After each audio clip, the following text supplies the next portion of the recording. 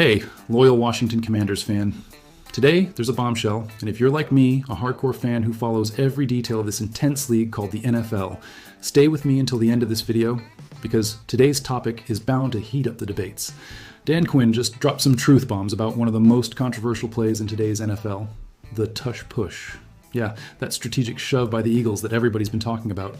But hold on, it's not that he just commented on it, he gave the answer.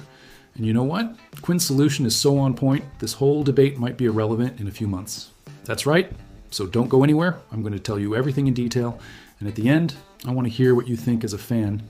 And of course, don't forget to hit that like button. It's just one click, super quick, and all I'm asking for. All right, folks, here's the deal. The tush push, also nicknamed the brotherly shove, has become the boogeyman of the NFL.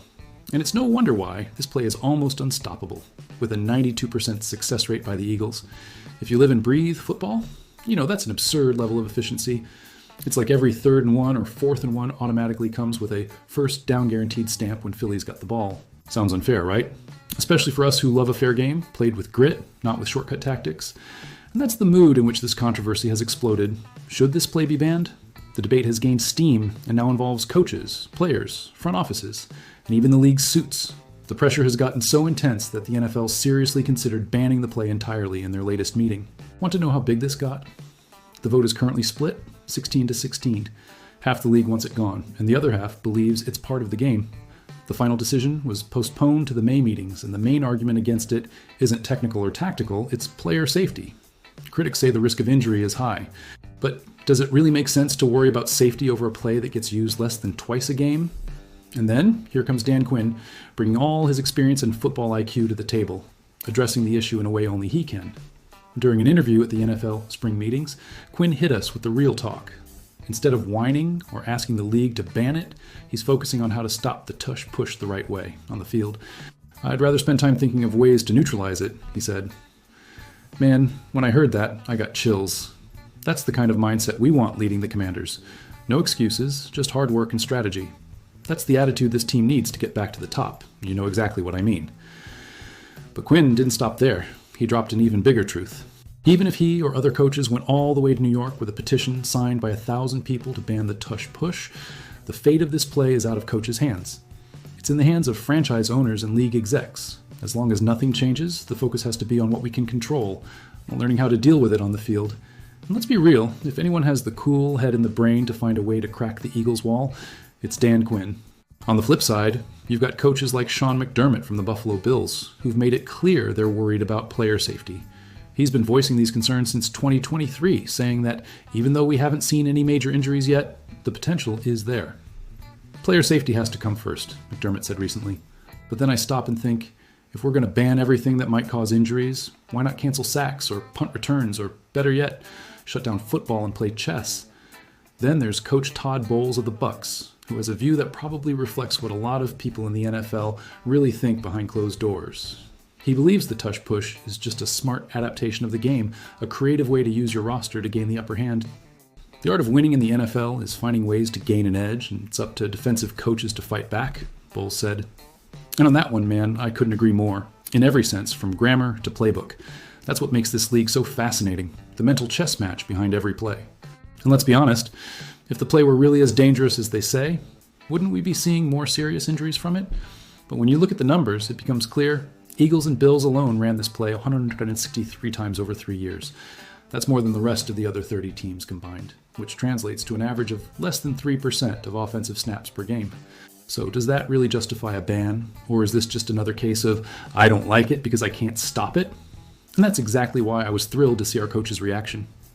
Instead of joining the cries and complaints, he's out there training, watching tape, and coming up with schemes to shut down the tush push, while everyone else is still debating whether to whine about it or not.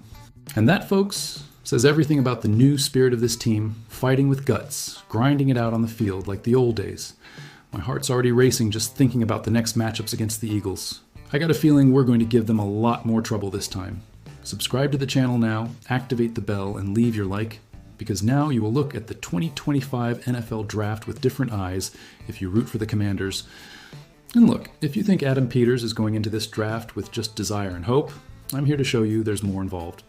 We will talk about behind the scenes, strategy, and, of course, Two pieces of advice publicly given to the Commanders by NFL experts, but if Peters knows how to execute, they could change the franchise's path for good. Stay with me until the end because these details may seem small, but they will directly impact our team's future. The reality is that with the second overall pick in hand and only 5 selections in the entire draft, Peters is playing chess. The site's called their best analysts, and 2 pieces of advice stood out specifically because they align with what the Commanders need most. And I must confess, as a fan, it gave me that thrill of excitement just imagining us finally getting it right in this draft. After years in the desert, is the direction finally right? The first piece of advice comes from expert Lance Zierlein, and he makes a direct point. This is one of the deepest defensive line classes in recent times. His suggestion? Take advantage of this and come away with multiple names from this position by the 100th pick. Yes, you heard right. Instead of desperately spending picks in the first round on a cornerback or a mediocre OL, the idea is to collect defensive diamonds in the middle of the draft. This is music to our ears, especially seeing the hole Jonathan Allen's departure left on the line. Now let's be honest, the current scenario screams for reinforcement. The defensive line is not at 0, but it's also far from dominant. Javon Kinlaw might take on a relevant role, and the expectation for sophomore Johnny Newton is real. But let's be sincere. Can we trust this group 100% against the heavy NFL offenses?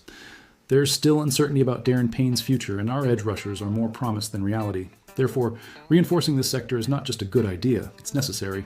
And you know what can make this work even better? The second piece of advice that appeared in the report from analyst Rhett Lewis. He says, in summary, it's not time to trade picks to move up in the draft. Unlike previous years, the depth is in various sectors, including DL and RB. This gives teams the chance to stay where they are on the board and still come away with real value. And between us, with our draft capital, moving up would be a shot in the foot. The way to go is to trade down, negotiate, and collect more picks, something Peters, if smart, can do very well. Imagine the following scenario.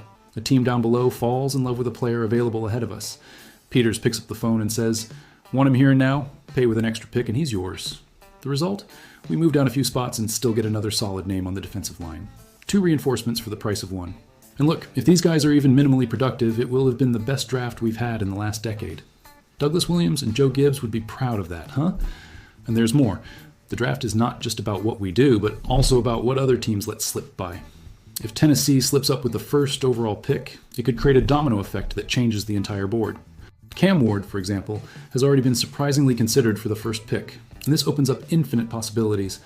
An unexpected slide of defensive talents could leave Peters in an almost comfortable position to pick players who shouldn't be available where we are. Then, my friend, it's just a matter of celebrating.